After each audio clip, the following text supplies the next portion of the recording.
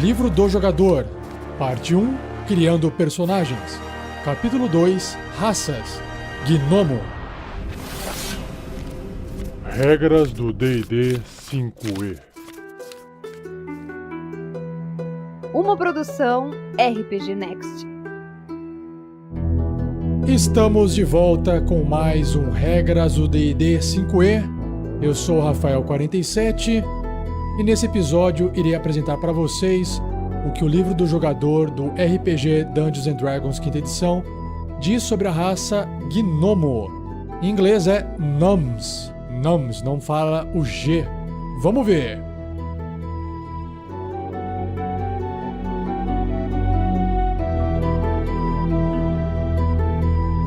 Seja você também um guerreiro ou uma guerreira do bem. Para saber mais, conheça nossas metas e recompensas na campanha do Padrim em www.padrim.com.br/rpgnext.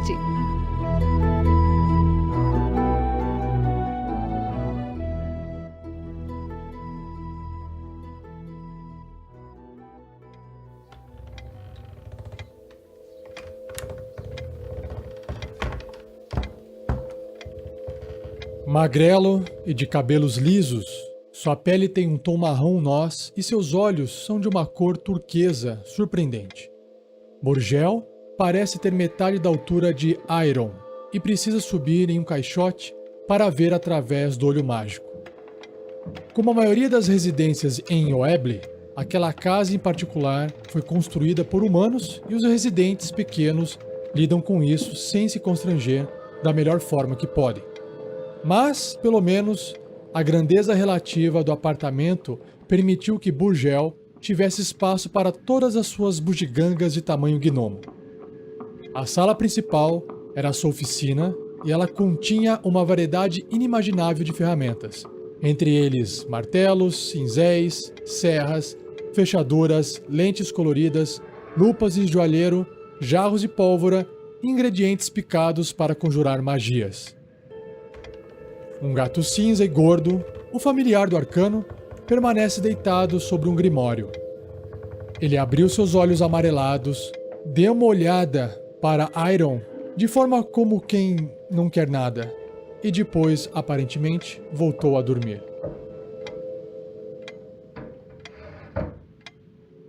O Buquê Negro, de Richard Lee Byers.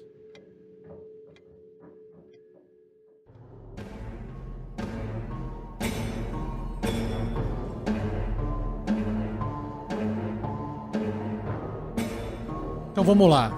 O gnomo é apresentado na página 35 do livro e dá para perceber que a ilustração dele também apresenta uma criatura pequena, assim como o Halfling, cabeçuda, orelhas pontudas, e o que mais chama atenção nessa ilustração, além das roupas que lembram ser de um ranger, um patrulheiro, ele possui 2 olhos extremamente grandes no rosto. Bom, fora essa aparência da ilustração, o livro apresenta que os gnomos são criaturas bastante expressivas e vibrantes. Então elas são entusiasmadas, cheias de energia, por uma criatura tão pequenininha.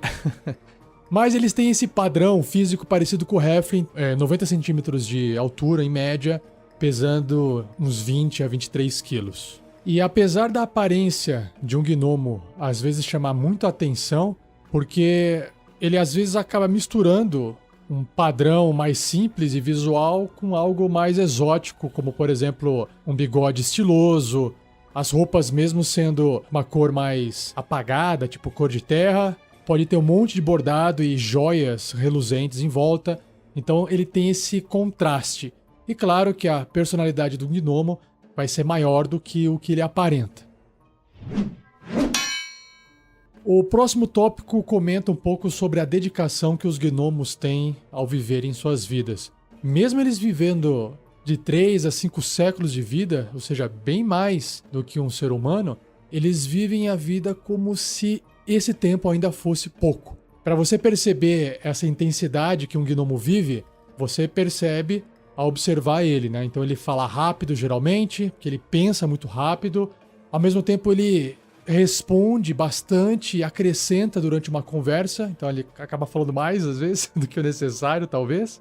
E também piadas, trocadilhos, essas coisinhas trazem bastante diversão para um gnomo, ao mesmo tempo que tarefas que exigem bastante concentração também atraem bastante a curiosidade deles. Por isso que muitos gnomos acabam sendo engenheiros, para poder gastar essa energia, esse tempo construindo coisas e fazendo coisas na vida. Não só engenheiros, né? Alquimistas, inventores e por aí vai. Qualquer coisa que envolva bastante dedicação no trabalho manual e no trabalho intelectual. E trazendo essa questão da vida, de levar a vida com alegria, eles acabam não se importando em cometer erros, acabam rindo bastante do que eles fazem durante o processo. E é por isso que, às vezes, o fato de eles serem imprudentes e não se preocupar tanto com o erro também acaba criando aquelas situações onde, sei lá, um gnomo dentro de um laboratório explodiu alguma coisa. Sobre a residência dos gnomos, eles têm o hábito de viver embaixo da terra, dentro de montanhas ou até em florestas. E é curioso que eles acabam visitando, né, o ar livre mais do que os anões, aproveitando mais a natureza, esse tipo de coisa. E geralmente as suas casas são bem escondidas, porque eles são pequenos, e porque às vezes eles usam algumas ilusões para poder obscurecer a entrada da residência deles de visitantes indesejados. Mas caso eles conheçam alguém que eles sintam confiantes, eles não demoram para poder levar para suas tocas quentes e iluminadas, né? Eles são extremamente hospitaleiros com essas pessoas que eles conhecem. E os gnomos que acabam se estabelecendo em terras humanas, geralmente são os que resolveram trabalhar nesses ofícios de engenharia, de alquimista e por aí vai. E sobre a família deles, eles costumam possuir um gnomo tutor, que acaba passando o conhecimento de uma geração para outra, e isso é feito através das gerações dentro de uma família de gnomos, ao longo da vida deles. Sobre os nomes que são dados aos gnomos, essa é a parte mais engraçada. Porque pelo menos um gnomo pode ter até uma dúzia de nomes. Então, a mãe pode dar um nome, o pai dá outro, o ancião do clã dá outro, tia e tios dão outros. Então, o gnomo ao longo da sua vida pode ter vários nomes, até apelidos e por aí vai. E esses nomes, geralmente, eles são variações de nomes ancestrais ou de parentes distantes ou invenções, apelidos. Quando o gnomo lida com humanos que consideram que tem nomes que abafam eles, que só tem um, né? Geralmente o gnomo ele se resume a ter apenas 3 nomes, ele simplifica para não ficar gerando uma confusão. Um nome pessoal, um nome de clã e um apelido. Mas mesmo assim, ter 3 nomes já é bastante coisa, né? Alguns exemplos de nomes masculinos, então, vamos lá. Alston, Alvin, Brock, Eldon, Gerbo, Glyn, Zook. Nomes femininos: Brina, Donella, Ela, Lorila, Nissa, Nix, Zana. Alguns nomes de clãs: Folcor, Murnig, Timbers, Turen. E alguns apelidos: Beberrão, Pó de Coração, Texugo, Manto, Tranca Dupla, Bate Carteira, por aí vai. Bem apelido mesmo. Sobre a visão do mundo que os gnomos têm, eles são extremamente curiosos e impulsivos. Então isso faz com que eles se aventurem de forma muito mais fácil. Querem visitar o mundo, querem entender como é que as coisas funcionam, explorar e conhecer novas coisas. Aliado a isso, o interesse por gemas, pedras preciosas e itens finos também atraem esses gnomos para esse mundo de aventuras. Mesmo que seja mais perigoso viver dessa forma, né? E independente da vida que o gnomo escolhe viver, se é ficar nas cidades, construindo as coisas, ou até se aventurar, os gnomos geralmente que se aventuram, né, têm esse estilo de vida mais explorador, acabam adquirindo mais satisfação do que outros pelo próprio estilo de vida. Agora, entrando na parte técnica dos gnomos, nas suas características raciais, ou traços raciais, todo gnomo tem mais 2 de inteligência. Isso vai beneficiar aqueles personagens que usam a inteligência, como, por exemplo, o mago, que faz magia com base na sua inteligência. Sobre a idade, eles acabam atingindo a maturidade na mesma idade que os humanos, mais ou menos 18 anos. Eles são considerados adultos mais ou menos aos 40 e podem viver de 350 até quase 500 anos de idade. Sobre o alinhamento, a tendência, eles geralmente são bons e tendem um pouco mais para ordem. São sábios, engenheiros, pesquisadores, escolásticos, investigadores, inventores e por aí vai. Os que tendem a ser mais caóticos são os menestréis, os andarilhos e aqueles trapaceiros, né? Os gnomos são bons de coração, de modo geral. Mesmo até esses que são mais trapaceiros, eles tendem a ter mais formas de brincar com as pessoas do que serem perversos. Sobre o tamanho, como já foi dito antes, entre 90 centímetros até 1,20 m, com peso médio de 20 quilos. E o seu tamanho, em termos de jogo, é pequeno, da mesma forma que o Halfling. Na página seguinte tem uma nota que fala assim, sempre amigáveis, que é muito raro um gnomo ser hostil ou malicioso, a não ser que ele tenha sofrido algum tipo de ofensa grave. Os gnomos sabem que a maioria das raças não compartilham do seu senso de humor, mas eles apreciam a companhia de qualquer um, assim como eles apreciam tudo o que eles se propõem a fazer. Sobre o deslocamento, por eles serem pequenos, então eles têm um deslocamento reduzido, ao invés de andar 9 metros, eles andam 7,5 no turno, o que equivale a 5 quadradinhos no tabuleiro. Uma outra característica muito forte é a visão no escuro. Então, eles enxergam até 18 metros, o equivalente a 60 pés ou 12 quadradinhos no tabuleiro. E claro, lembrando que essa visão no escuro é uma visão que é em preto e branco e tons de cinza. Os gnomos, então, são bastante espertos e por causa dessa esperteza, que é o Numcunning, a esperteza do gnomo, eles possuem vantagem em todos os testes de resistência contra a magia que envolvem inteligência, sabedoria e carisma. Muito bom isso aí. São mais difíceis de serem afetados por magias que vão tentar confundir a mente da criatura ou mexer com a questão mental, né? Sobre as línguas que ele fala a linguagem comum, como todo personagem. E ele sabe ler, escrever e falar também gnomo, ou gnômico. A linguagem gnômica usa o mesmo alfabeto anão e é conhecida por suas técnicas de dissertação e por seus catálogos de conhecimento sobre o mundo natural, por causa da característica de exploração que eles têm.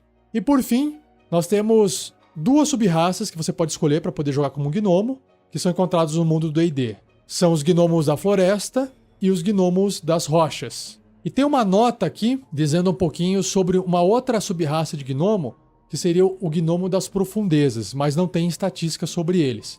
Seria uma terceira sub-raça, e eles vivem em pequenas comunidades difusas no subterrâneo, diferente dos Duergar, que é aquele anão do subterrâneo que consegue, né, crescer e ficar maiorzão, e os Drow, que são aqueles elfos negros, os Sivirfneblin, que é o outro nome para gnomos da profundeza, eles são tão bons quanto seus primos na superfície. No entanto, o seu humor e entusiasmo foi bloqueado pelo seu ambiente opressivo e sua perícia inventiva geralmente é direcionada ao trabalho com pedras.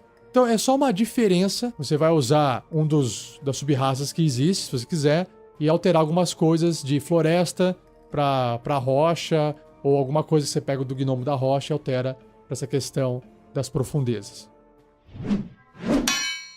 Mas vamos lá. Então, se você escolher um gnomo da floresta, a primeira coisa é, ele tem uma ligação muito mais com o ambiente natural e, por consequência, com ilusões, velocidade e tudo que é relacionado à furtividade natural. Eles são raros, essas criaturas, de serem encontradas nos mundos do D&D, porque eles são reservados, vivem em comunidades escondidas nas florestas silvestres, assim como os elfos da floresta, e usam as suas ilusões, os seus truques para se manterem escondidos de ameaças, ou até se quiserem fugir.